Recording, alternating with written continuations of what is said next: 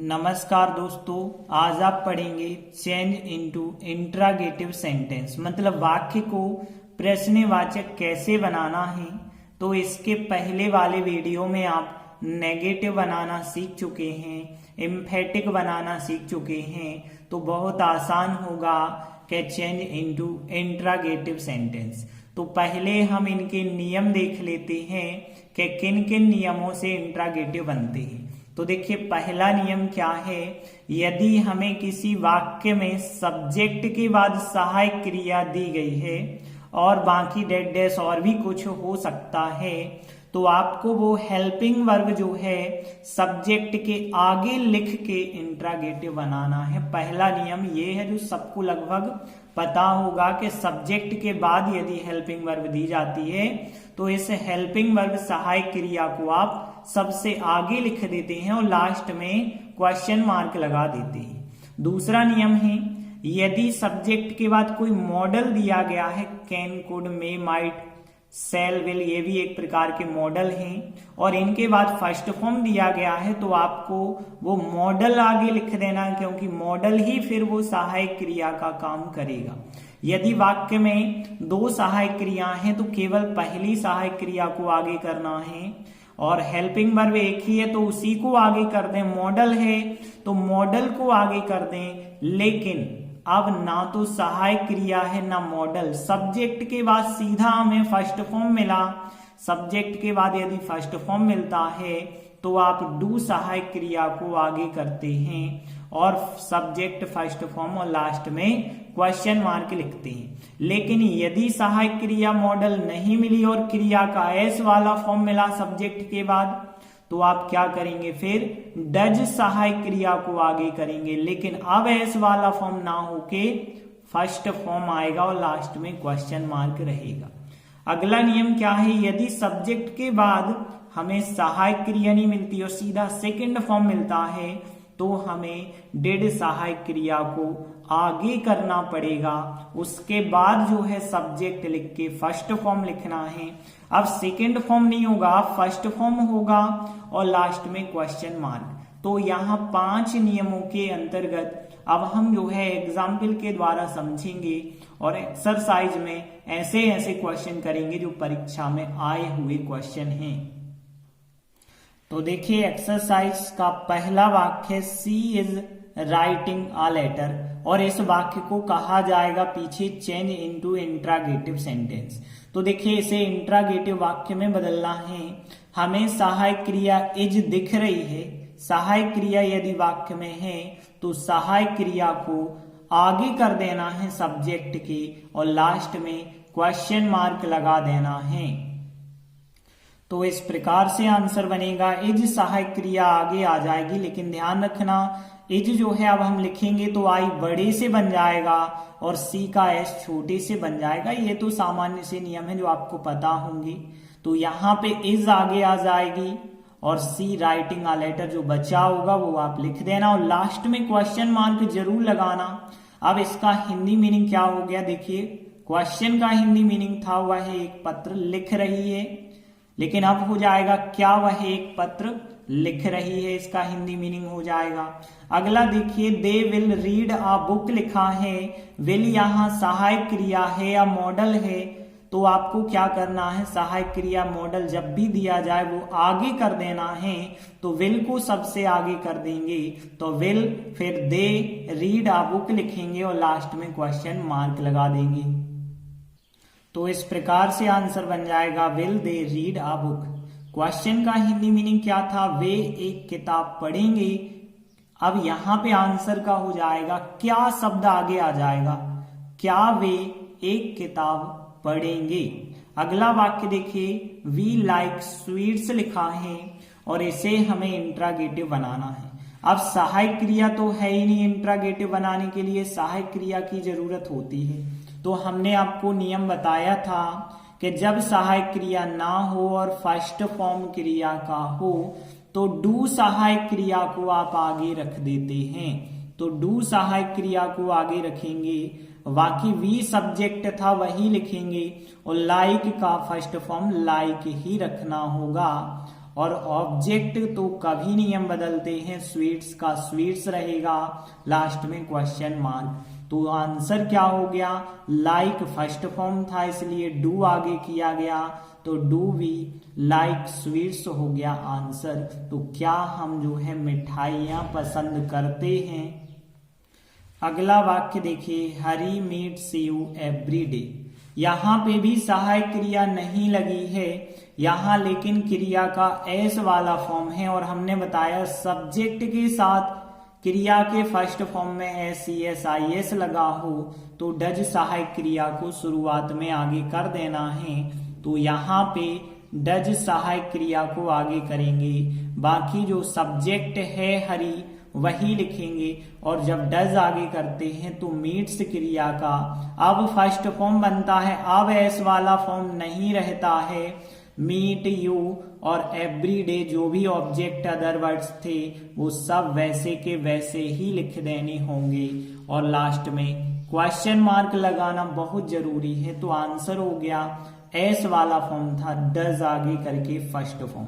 तो does Hari meet you every day, क्या हरी जो है आपसे रोज मिलता है, हो जाएगा हिंदी मीनिंग। अगला वाक्य देखिए, सी डिड हर वर्क। अब देखिए यहाँ पे डिड आपको लग रहा है सहायक क्रिया है, तो देखिए सहायक क्रिया यदि होती तो सहायक क्रिया के बाद कोई मेन वर्ब भी तो होती।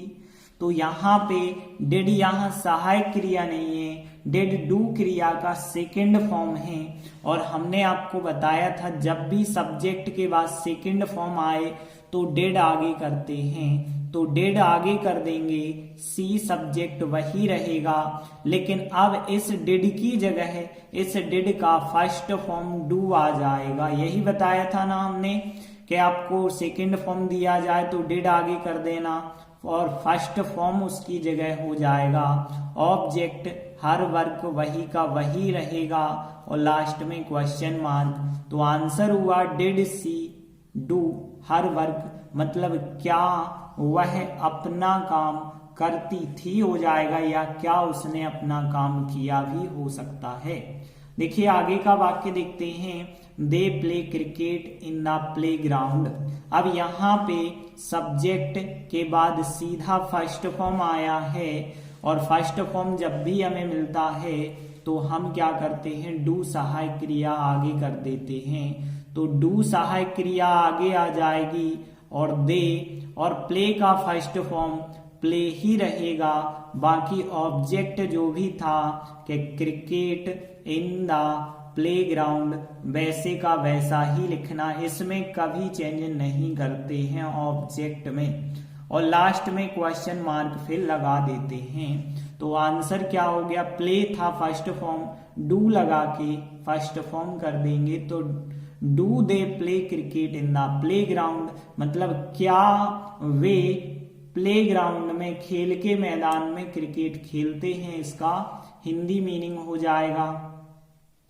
अगला वाक्य है, ही डज हिज ड्यूटी। तो यहाँ पे ही सब्जेक्ट के साथ डज आ रहा, लेकिन डज यहाँ सहायक क्रिया नहीं है, क्योंकि सहायक क्रिया के बाद क्रिया होना जरूरी होता है। तो डज यहाँ सहायक क्रिया तो नहीं है, क्रिया का एस वाला फॉर्म है। तो एस वाला फॉर्म जब भी मिले आपको तो डज आप आगे कर दें, और सब्जेक्ट जो ही है वो ही लिखें, और डज की जगह उसका फर्स्ट फॉर्म कर दें, और फर्स्ट फॉर्म क्या होता है, डू, और हिज ड्यूटी जो ऑब्जेक्ट था वैसे का वैसा लिखें, और लास्ट में क्वेश्चन मार्क लगा दें। तो देखिए डज था, इस वजह से जो एस वाला फॉर्म था इस वजह से डज आगे किया, और डज का फर्स्ट फॉर्म डू कर दिया, तो does he do his duty का हिंदी मीनिंग हो गया, क्या वह अपना कर्तव्य करता है। अगला वाक्य देखिए, आई डू माई होमवर्क। तो यहाँ भी देखिए डू आपको लग रहा सहायक क्रिया है, लेकिन नहीं है, क्योंकि सहायक क्रिया के बाद क्रिया का होना जरूरी है। तो यहाँ पे डू सीधा सा फर्स्ट फॉर्म दिया है, सहायक क्रिया नहीं है, और सब्जेक्ट के बाद फर्स्ट फॉर्म दिया जाता तो हमने बताया था डू को आगे करते हैं, तो डू आई, और डू का फर्स्ट फॉर्म यहाँ पे आएगा डू, और फिर माई होमवर्क जो है ऑब्जेक्ट था वही का वही रहेगा, और लास्ट में क्वेश्चन मार्क लगाना जरूरी होता है। तो आंसर क्या बन जाएगा, डू फर्स्ट फॉर्म था, इस वजह से सहायक क्रिया आगे डू लिखेंगे और डू का फर्स्ट फॉर्म डू लिखा, तो do I do my homework, क्या मैं अपना गृह कार्य करता हूं, इसका आंसर हिंदी मीनिंग में हो जाएगा। अगला वाक्य देखिए, ही वेंट टू स्कूल, यहाँ पे वेंट यहाँ सब्जेक्ट के बाद सेकेंड फॉर्म, गो वेंट गोन 3 फॉर्म होते हैं, जाना क्रिया के सेकेंड फॉर्म आ गया, और जब भी सेकेंड फॉर्म आता है तो हम डिड सहायक क्रिया आगे करते हैं, तो यहाँ डिड आगे हो जाएगा ही, लेकिन अब वेंट का फर्स्ट फॉर्म आ जाएगा गो, और फिर टू स्कूल जो ऑब्जेक्ट था वैसे ही लिखेंगे और लास्ट में क्वेश्चन मार्क। तो क्या आंसर बना, सेकंड फॉर्म था वेंट, डिड सहायक क्रिया आगे आ गई और वेंट का फर्स्ट फॉर्म गो हो गया, तो did he go to school, क्या वह स्कूल गया। अगला वाक्य है सी सेंग, SANG, सेंग जो है सिंग क्रिया का सेकंड फॉर्म होता है, यहां भी हमें सेकंड फॉर्म मिला, तो यहां भी हम डिड आगे करेंगे, तो डिड सी, और सेंग क्रिया सेकंड फॉर्म है, सेंग का फर्स्ट फॉर्म SING हम जो है यहां पे कर देंगे, और ऑब्जेक्ट आ सॉन्ग है, आ सॉन्ग वैसे ही लिखेंगे और लास्ट में क्वेश्चन मार्क। तो सेकेंड फॉर्म जब भी दिया जाता है हम डिड आगे करते हैं और उस सेकेंड फॉर्म की जगह आप फर्स्ट फॉर्म लिख देते हैं, तो did C Singh uh song, क्या उसने एक गीत गाया, इसका हिंदी मीनिंग हो जाएगा।